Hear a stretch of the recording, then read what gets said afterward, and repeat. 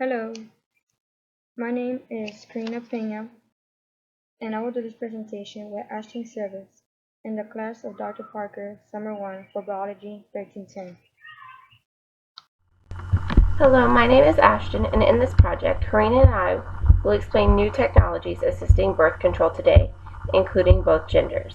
We will discuss the potential impact of these rates on the U.S. human population, growth trends with special emphasis on demographics such as gender, race, ethnicity, and lifespan.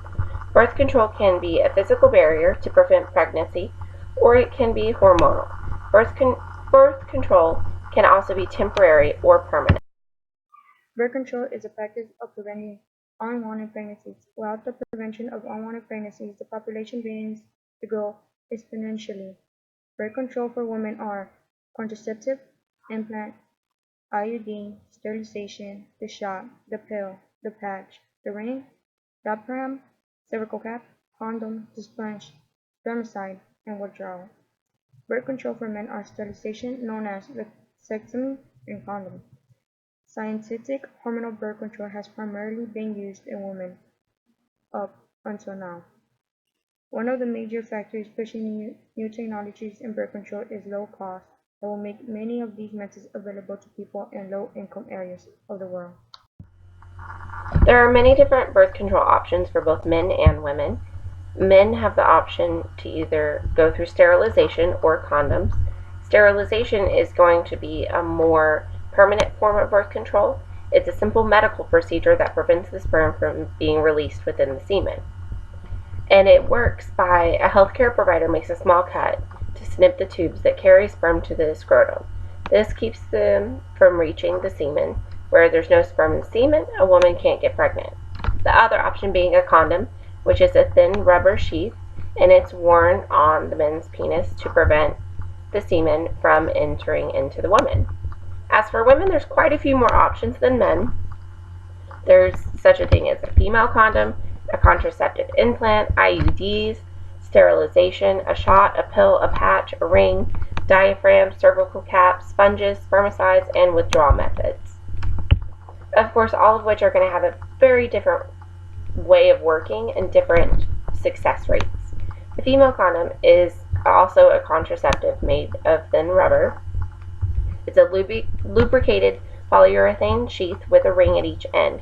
One end is inserted into the vagina and the other stays outside the vagina, and of course blocks any amount of sperm from reaching through the cervix. There's also such thing as a contraceptive implant, which is a small plastic rod, and what that does is it's releasing the hormone progesterone to prevent pregnancy.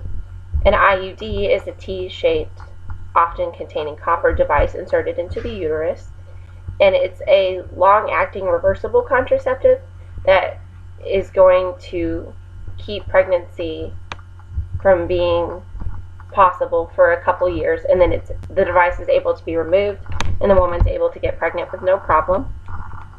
Then of course there's the more permanent option of sterilization, which is closing or blocking the fallopian tubes.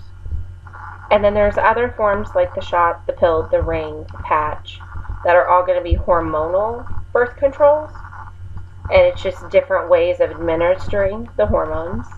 And then there's the more physical things like the diaphragm, which is a soft latex or silicone dome that's molded to fit into the rim, and it also seals against the walls of the vagina and blocks the cervix.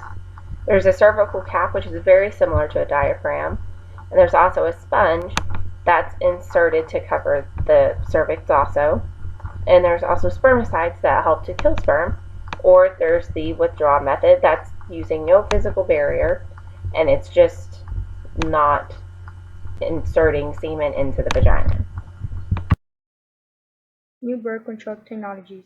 With the exceptions of condoms, most of the other types of birth control have been for women. Recently, the more popular form of birth control has turned to semi-permanent options like IUDs that prevent pregnancies for a few years at a time. These options are placed in the uterus and block the fallopian tube.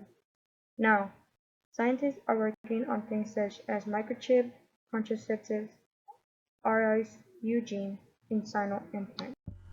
One of the newer forms of contraceptives that are potentially being tested by the FDA is the microchip contraceptive.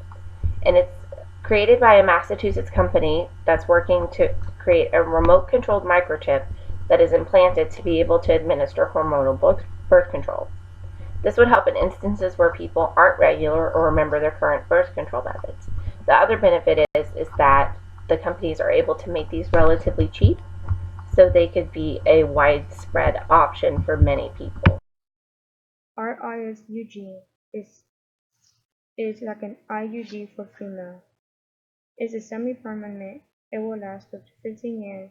This is a gel-like substance injected into the vas deferens, blocking the outflow of sperm, making it 100% effective. Another option being tested by the FDA is the Sino implant. It's an injection of two thin, flexible rods inserted under the skin to administer hormonal birth control. And this will work almost in the same way as the microchip, but without the ability to remote control it. Birth control methods and efficiency. Whenever birth control methods are utilized correctly, this increases the likelihood of their effectiveness. Most common birth control methods have an effectiveness rate of between 80 to 98%. The new methods of birth control are aimed to be completely foolproof and low cost. These methods are able to protect against STDs, unfortunately. With the two different types of contraceptives either being a more hormonal version or a physical version, the physical versions do come with protection against STDs and HIV. So obviously for condoms, those are going to be the two that are going to protect against STDs and HIV, whereas things such as sterilization, contraceptive implants, IUDs, the shots, the pills, the patch, the ring, diaphragm, cervical cap, sponge, or spermicide, or especially the withdrawal methods, aren't going to protect against any type of STD or HIV infection. Conclusions. Birth control is used to prevent pregnancies, and every birth control has many other advantages and disadvantages besides not protecting or protecting from HIV or STDs.